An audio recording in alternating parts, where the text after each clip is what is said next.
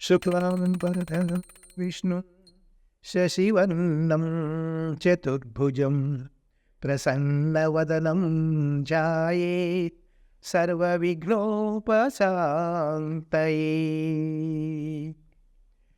వందే శంభూమాపతిం సురగురుం వందే జగత్కారణం వందే పన్నగభూషణం మృగధరం వందే పశూనాం పతిం వందే సూర్యశశాంకనినయనం వందే ముకుందప్రియం వందే భక్తజనాశ్రయం చ వరదం వందే శివం శంకరం. ప్రియ భగవద్భక్తులారా, ఈరోజు కార్తీక పురాణము 10వ అధ్యాయము అజామిళుని పూర్వ వృత్తాంతమును గురించి తెలుసుకుందాం. జనకుడు వశిష్ఠుల వారిని గాంచి, మునిశ్రేష్ఠ, ఈ అజామిళుడు ఎవడు? వాటి పూర్వజన్మం ఎటువంటిది? పూర్వజన్మమున ఎట్టి పాపములు చేసి ఉండెను? ఇప్పుడు ఈ విష్ణుదూతలు వైకుంఠమునకు తీసుకుని పోయిన తరువాత ఏమి జరిగను? వివరించవలసిందిగా ప్రార్థించను. అంతరా మునిశ్రేష్ఠుడు జనక మహారాజును గాంచి ఇట్లు పలికెను.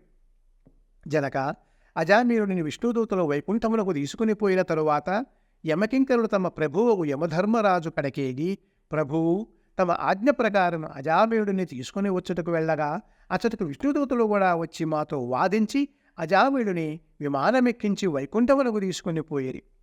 మేము చేయనది లేక చాలా విచారించుచు ఇచ్చటకు వచ్చినారం అని భయకంపితులై విన్నవించుకొనిరి.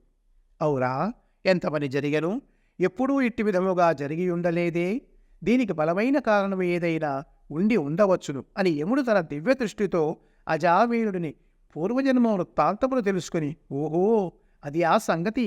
తన అవసాన కాలమున నారాయణ అని వైకుంఠవాసుని నామస్మరణ చేసి ఉండెను. అందులకుగాను విష్ణుదూతలు వచ్చి వారిని తీసుకుని పోయారు. తెలియక గాని తెలిసి గాని మృత్యు సమయమున హరినామస్మరణమెవరు చేయుదురో వారికి వైకుంఠ ప్రాప్తి తప్పక కలుగును. కనుక అజామిళులకు వైకుంఠ ప్రాప్తి కలిగను కదా అని అనుకునేను. అజామిళుడు పూర్వజన్మలో మహారాష్ట్ర దేశమున ఒకానొక శివాలయములో అర్చకుడుగా నుండెను. అతడు తన అపురూపమైన అందము చేతను, సిరి సంపదల చేతను, బలము చేతను గర్విష్ఠి అయి, వ్యభిచారి అయి, శివారాధన చేయక శివాలయం యొక్క ధనమును అపహరించుచు శివుని విగ్రహము వద్ద ధూప దీప నైవేద్యములను పెట్టక దుష్ట సహవాసములను మరిగి విచ్చలవిడిగా తిరుగుచుండెడివాడు. ఒక్కొక్కప్పుడు శివాలయంలో పరమేశ్వరునికి ఎదురుగా పాదములు ఉంచి పరుండెడివాడు. ఇతనికి ఒక బీద బ్రాహ్మణ స్త్రీతో రహస్య సంబంధం ఉండేది.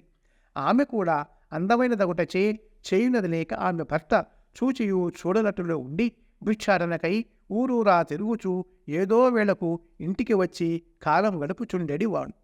ఒకనాడు పొరుగురికి వెళ్ళి యాచన చేసి పెద్ద మూటతో బియ్యము కూరలు నెత్తిన పెట్టుకుని వచ్చి అలసిపోయి, నాకు ఈ రోజున ఆకలి మికుటముగా ఉన్నది, త్వరగా వంట చేసి పెట్టుము అని భార్యతో అనెను. అందులకు ఆమె చేదరించుకొనుచు నిర్లక్ష్యముతో కాళ్ళు కొడగొండుకు నీళ్లు కూడా ఇయ్యక అతని ఒక కన్నెత్తి అయినను చూడక విటునిపై మనస్సు గలది అయి మగని తోలనాడుట వలన భర్తకు కోపం వచ్చి మూలనున్న కర్రతో బాధెను. అంత ఆమె భర్త చేతి నుండి కర్రను లాగుకొని భర్తను రిన్నితలు కొట్టి బయటకు త్రోసి తలుపులు మూసివేసెను. అతడు చేయునది లేక భార్యపై విసుగు జనించుట వలన ఇక ఇంటి ముఖము పట్టరాదని తలబోసి దేశాటనకు వెళ్ళిపోయిను. భర్త ఇంటి నుండి వెళ్ళిపోయాను కదా అని సంతోషించి ఆమె ఆ రాత్రి బాగా ఉస్తావై వీధి అరుగుపై కూర్చుండి ఉండగా ఒక చాకలివాడు ఆ దారిన పోవుచుండెను. అతన్ని పిలిచి, ఓయి, నీవీ రాత్రి నాతో రతిక్రీడ సల్పుటకురా అని కోరి. అంత నా చాకలి, తల్లి, నీవు బ్రాహ్మణ పడతివి, నేను నీచకులస్తుడను, చాకలివాడిని, మీరీ విధముగా పిలుచుట యుక్తము కాదు, నేనిట్టి పాప పని చేయజాలను అని బుద్ధి చెప్పి వడిలిపోయి.